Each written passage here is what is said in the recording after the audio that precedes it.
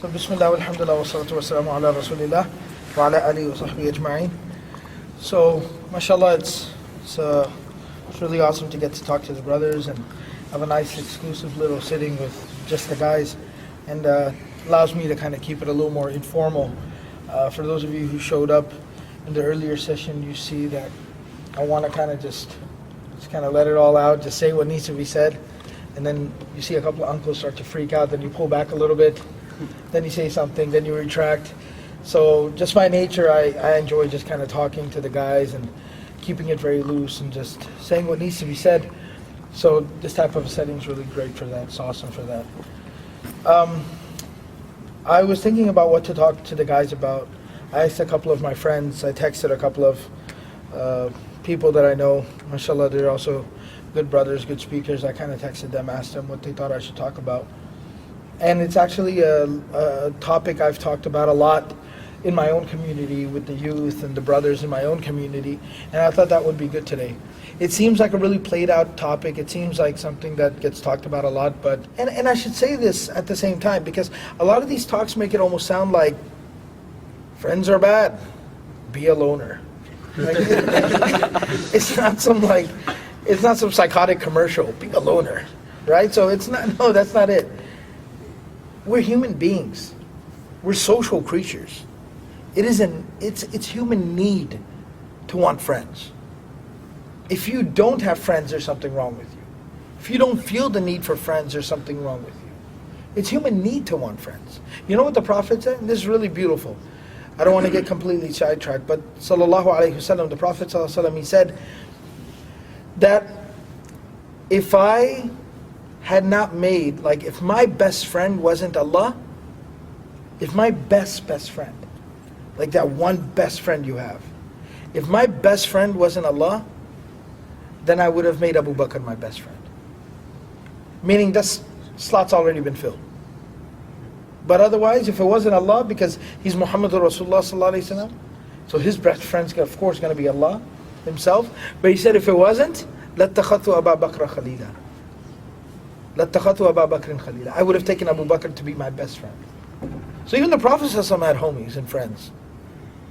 So it's natural to want friends. And friends can be an amazing thing and can be an amazing influence on a person and can be there for you in difficult times and help you be a better person. But I'm just talking about the effect and the influence a friend can have on a person. That it can go that far. It really can go that far. So choosing the right friends is extremely important. And one issue that comes up in the topic of friendships and the people that you hang out with and you associate with is, and this is something we rationalize. And a lot of times we're very intelligent, we're very, especially the guys that are more intelligent, the guys that are more mature, the guys that have good, strong personalities are usually the ones that end up falling into this trap more than the others.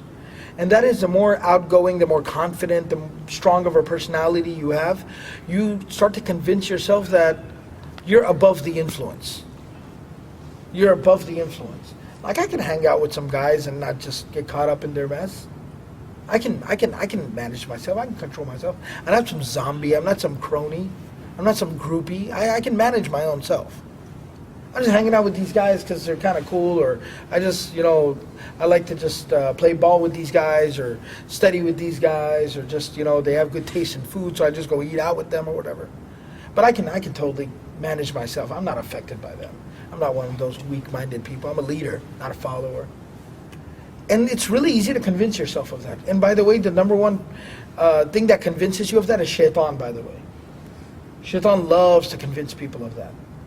Because at the end of the day, shaitan knows that no matter how confident and strong your personality is, he's more confident and has a stronger personality than even you do.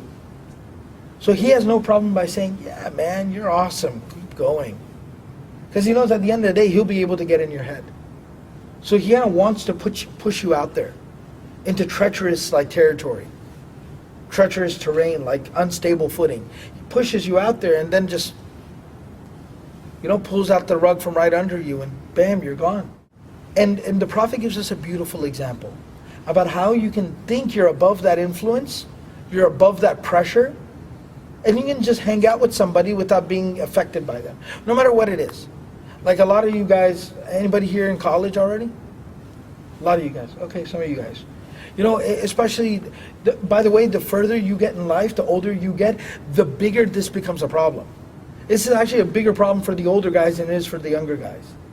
Because you start to rationalize that more. You become more confident, more mature. You think you're in control. Right? So with the younger guys, there's some guys, you know, some guys at your school or whatever, the cool guys. So you like to hang out with them or play ball with them or shoot hoops with them, whatever it is. And then they're having a little hangout afterwards. They're hanging out at somebody's house, and there's going to be girls there and everything like that. So you figure, I'm going to go there. I just play ball with these guys, so I'll be there. But I won't get caught up in any of that nonsense. No. I'm above that. I'm too good for that. I'm strong. I can manage myself. No, you can't. When you get into college, and it starts to change. Now the guys are going out to a club. They're going out to a bar. They're going out to some concert or something. Some band is playing in town. There's a party at a frat house. Something of that nature. And once again, these are just the guys, you know, you study with, you kind of hang out with, guys who live in your dormitory. So you feel like, you know, I'm just kind of going with them so they don't think I'm weird or anything like that. I'm just going to see what's going on, but I won't get affected by any of that. Don't think yourself above that. And it gets worse as you get older. Once you graduate from college, you get a really nice job, professional job. Now all of a sudden, you know what everybody does after work? They go for drinks. And so, but I work with these people. You know, I get left behind. They talk about work. I had a good friend call me at night. He's crying on the other side of the phone. Really, really close personal friend. He's crying on the other side of the phone. What happened? And he doesn't want to tell me, but he calls me because he needs to talk. But he won't tell me what's going on. Finally tells me he got drunk. And this was somebody that I looked up to. I used to admire his strength and his conviction. I was like, what happened? How could that happen? And he's like, because they would all go out for drinks after work. Trying to make it out there in a cutthroat field, extremely competitive. And he said, I never used to go, and they would talk about work over drinks. So I was like, I gotta go. I gotta stay in the loop. I gotta be in on what's going on at work. So went 2 days, 3 days, a couple of weeks. Eventually the pressure cracked me. I tried something. And then just snowballed from there. Now he's getting drunk like crazy. He doesn't know what to do anymore. Now he's like drowning in the evil, the sin. And he can't find his way out. And so it's a real danger. And it continues. Like I said, no one's immune from it. Sometimes even the older you get, the more of a problem it becomes. So the Prophet ﷺ, he gives a beautiful example. He said having a good friend is like, it's like having a friend who's a perfumer. A perfumer.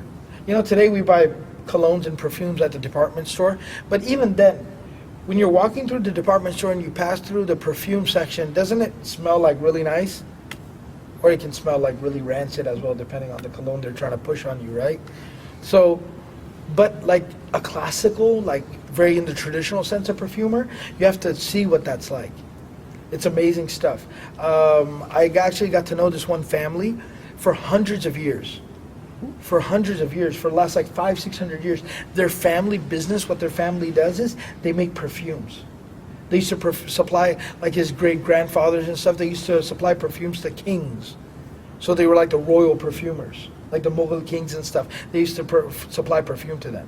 So it's like a family of perfumers. They have like these secret recipes to make certain types of perfume, and it's like their family treasure. Like they literally keep the recipe, the ingredients like locked in a safe. Right? So it was pretty cool getting to know them. I was a really regular customer, so I used to hang out and they would tell me these little cool things about their history and stuff. And I literally experienced it. So they had like this back room where they used to cook up like the ingredients and mix all the different stuff together. And just being in that room was amazing. You would literally just be in that room for like 10 minutes, and when you walked out, If you ran into somebody, they would just be like, wow, you smell good. You smell like a Bath and Body Works. Right? No, you don't smell like a woman. But, so they would be like, wow, you smell amazing. And you were just standing in there for 10 minutes. You didn't even put anything on you. It's because it's all the raw materials and they're mixing it up and everything. The air is thick, literally. Like you can taste it in the air. Because they're using all these raw ingredients and cooking that stuff up. So the Prophet said having a good friend's like that. Meaning even if you didn't put it on you, you'll still just smell good just by being around him. His being a good person will rub off on you. The way he respectfully talks to people will rub off on you. His habit of saying salam to people will rub off on you.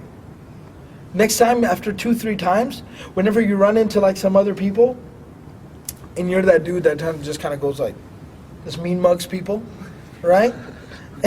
And he's like, Salaam alaikum, Salaam alaikum, Salaam alaikum. He goes around saying salam to everybody. Salaam alaikum, brother, how's it going? He sees an uncle, he says, Salaam alaikum, uncle, how are you doing? He's got that really respectful tone to him. He says salam. 2, 3, 4, 5 times later, you know what's going to rub off on you? Next time you run into some people, and you're going to catch yourself saying, Salaam alaikum, Salaam alaikum. It rubbed off on you. So you're not regular about prayer, and you guys are watching the Bears game, right? And he says, gotta pray. Or maybe he doesn't even bother you at first. He just kind of gets up, goes quietly, makes his wudu. You see him in the corner off there praying while everybody's still sitting around watching the game. And then next Sunday, he's praying again in the corner. The third Sunday, when you see him get up to go, you're going to be like, oh, where are you going? He's like, I'm just going to go pray real quick. Yeah. It just rubbed off on you. That's all it takes. And obviously, like we talked about, but the bad friend works the same way. The Prophet said the bad friend's like a blacksmith. A blacksmith. Again, I realize, and myself included, I grew up in the burbs, right? So I ain't never seen a real blacksmith. Actually, I've been in the third world. I've been overseas, so that's where I saw a blacksmith. Otherwise, I wouldn't have seen no blacksmith in the suburb of Dallas either. But most of you, I probably haven't seen a real blacksmith. But it's a nasty scene. It's a nasty scene. Once again, you can't even breathe in there. They just get used to breathing in there. But I literally was at one of these places, and when you walk out of there, when you like spit, it's all black. You blow your nose and it's like black that comes out from there. And it's not like I worked or something. I was standing in there for about 15 minutes. But you walk out from there and you're like blowing your nose and black. It's like all dirty inside. It has such an effect on you for just being there for 10 minutes, just standing in the room. And that's what a bad friend's like. It rubs off on you. It completely rubs off on you. Right? I mean, most people who've tried a cigarette, how did it happen? You didn't wake up one morning and say, nicotine. I'm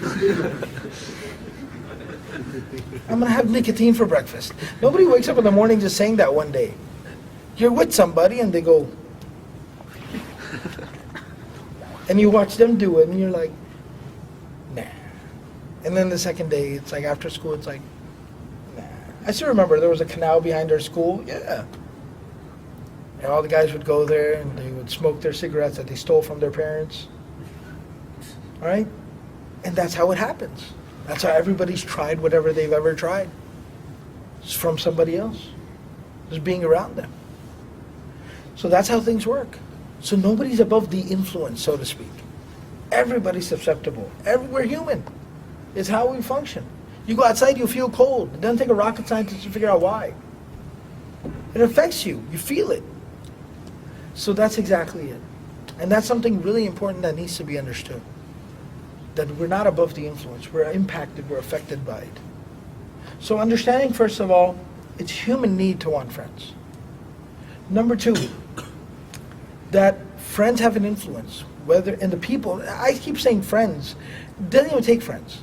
People you hang out with, people that you're around. So human beings need to be around other people, other human beings. But here's the problem, the people that you're around will have an impact and an influence on you. More so than you give credit, more so than you realize, or you're willing to accept. And that could be good or bad. And it could be so bad where it could go to the point of literally such severe regret and remorse, like I explained on the Day of Judgment. So now we come to something practical. Practical thing is, recently we had a couple of programs where we, in Dallas, in our local community, we talked about a lot of important things from hijab to, gender relations and things like that. So a very common question that comes up a lot of times, especially in the area of gender relations, how do I manage it? How do you deal with it? It's all around us. Like especially this type of evil, this type of problem of like guys and girls and the whole business. Like that's one of the most difficult problems to avoid for younger people today. And the recommendation I always give, number one recommendation, is by finding like-minded company. Because you know what, the circle that you have, the friends that you have, the people that you keep company with, you know what they essentially are? They insulate you. Like, what's the only way to not die by being out there in the cold right now? Is by being warm. By being layered. Having something on, a coat, a scarf, a cap, to have a hood, to have something on that insulates you from the cold, that protects you from the cold. That's the only way you'll survive out there. So the only thing that helps us survive in society and in culture and everything that's going on all around us is an insulation. And what insulates us, socially speaking, is the friends that you have. So when you find friends, I'll tell you, I know you guys are brothers, so I want to show you the flip side of this as well. One of my younger cousins, sister, she, wanted to wear hijab in high school, but was struggling with it. Didn't have a lot, so it wasn't like, it wasn't like these parts of Chicago where you have, I think there's probably more of you people than there are like other people in your schools a lot of times, right? So, but it wasn't like that. It was very few Muslim students at the school. And there wasn't even an Islamic high school or anything like that. There were no other alternatives, no other options. She wanted to wear hijab, but she felt the pressure of just being singled out like that. So how do I survive? How do I do it? So I asked her, I said that, are there any other Muslim girls at your school? So yeah, there's a couple others. I said, well, get to know them, talk to them. So she got to know them, found out who they were, found out the parents kind of knew each other, good kids as well, from good families as well. Kind of talked to them, and I said, now bring up, once you get to know them and you break the ice and you see you guys have a lot in common on the same page, then bring up the hijab issue with them. And subhanAllah, when she brought it up, then found out they've been wanting to start wearing their hijab as well, but feeling the same pressure she was feeling. So now these three girls start wearing hijab together at the same time. And I told them, then you just form like this little circle. You just stay within yourselves. You insulate yourselves. And even each other from any and all pressure that you might feel from the outside. And that's what they did. They would hang out together. They try to get their schedules synced up as much as they could. They would have lunch together. Everything. Walk to school together, walk back home together. Just like that, three. So they were three weirdos now instead of one weirdo. But because the fact they were three weirdos, they didn't have to worry what anybody else thought about, because I don't care. I got two friends, my best friends now, that I don't even care what anybody else says. I got two more people to talk to eat with, to sit with, that'll talk to me, that'll hang out with me. So I don't care what anybody else thinks. And subhanAllah, one day I was actually driving by the high school. It's kind of like it's one of the older schools in the area, so it's kind of smaller. So they had to create the extensions and the buildings literally across the street. So it's like a street that passes through. So I was driving down that street, and they got like some benches and stuff outside, and I saw all three of them sitting together on the bench. And they just got like their own little like corner, and nobody like stands near them or anything, right? But they got their own little corner. They had taken over like a little section of the courtyard. And they're sitting there having their lunch all through, and I saw them too. You can't miss them, right? So I just saw them sitting there, and I was like, mashallah. And that's literally what friends can do. That's how you can avoid the other external influences as well. So you insulate each other. So never underestimate the value of finding like-minded friends. Memorize that word, like-minded, and know what it means. They have similar values that you have. They have the same goals that you have. Spiritually speaking, they get it. right? And that's going to be so valuable for you. You can't imagine how valuable. When you've been through the trenches together with friends like that, you guys know what that means? Been in the trenches. You've gone through the tough times. You've been through tough times with these 2, 3, 4, 5, whatever those friends, those like-minded friends. You guys were synced up. You were on the same page, same goals, trying to stay away from the same bad things. When you've been through difficult times with those friends like that, those are lifelong bonds. Those will be your best friends for life. Those are still my friends. I have so many people now, other imams and other speakers and shuyukh and this and that, and a lot of people, and they're friends as well. And I value their relationship and their friendships. And I love these people. But if somebody was to ask me about my guys, my friends, they were the guys I went to high school with. 2 in specific. 2 guys specifically. One was a convert brother, he took Shahada with us. He took Shahada in middle school. And so that brother, and there's just one other guy. Who's an extremely shady character today. Alright? No. But he's a good brother, mashallah. But you know, in life, just generally speaking, one's an attorney, one's a lawyer, one's he's into car stuff. So he actually has a business. He owns a couple of auto shops, like a mechanic shop and auto body shop, but he restores like old classical cars and stuff.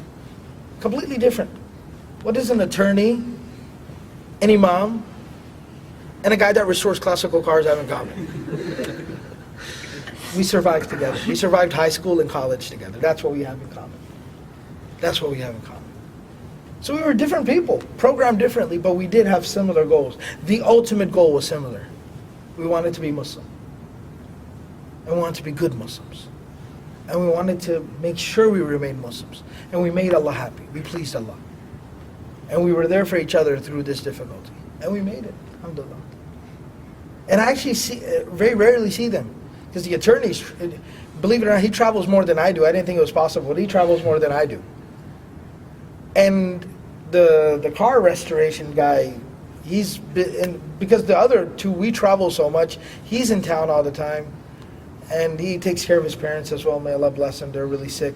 But he takes care of his parents as well, so he's really busy. The 2 of us travel. We rarely see each other.